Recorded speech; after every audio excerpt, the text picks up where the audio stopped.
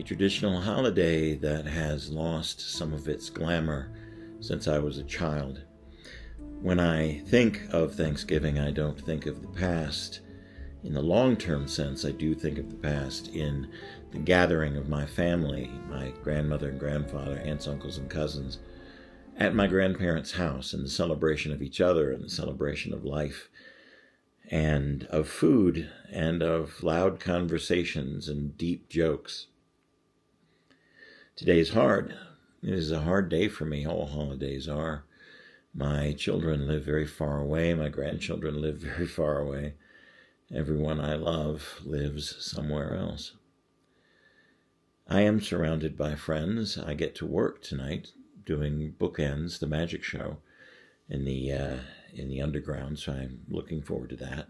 Keep my mind focused on what I am and what I'm doing rather than where I wish I could be at the moment, I guess. My mother was murdered when she was 50 years old.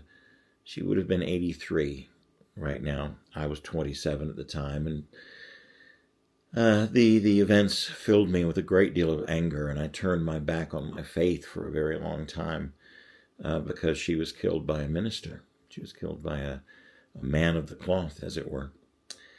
My father lost his battle to cancer in his early 60s. He would have been 88. He would have been 88. Today, his birthday's in June, but, this Thanksgiving, that's how old he would have been. I miss them. We never saw eye to eye on the way we all saw life. My mother saw it one way, my father saw it a completely different way, and I saw my own way. And that didn't, there was a lot of friction because of that. But there are days, today in particular, when I would give almost anything to get some of that friction back, to have the back and forth, because the opposite of love isn't anger or hatred. The opposite of love is indifference or emptiness. And today I'm feeling particularly empty. I'd like to have those arguments again. I'm a little wiser now. I can see things the way my father saw them, and I can see things the way my mother saw them, and I know more about them now than I knew about them when they were alive, which is an interesting point of view. So I've been thinking, I'm going to keep this brief, I promise. By the way, I'm thankful for you. Thank you for tuning in. Thank you for watching these videos. I'm going to expand a couple of things. I'm going to have more videos per week, more long-form videos per week like this. I am going to renew the podcast Across the Table, which talks about my history and my life and my outlook on life and the things I've learned in my 60 years. But I think I'm also going to start a podcast about the seance room, about the seance chamber, simply titled Last Night at the Seance. There are so many fascinating stories coming from this place, from Estes Park, Colorado, and the Stanley Hotel and the Seance Chamber. The really, really interesting people I get to meet in doing my little show. So that's going to be forthcoming.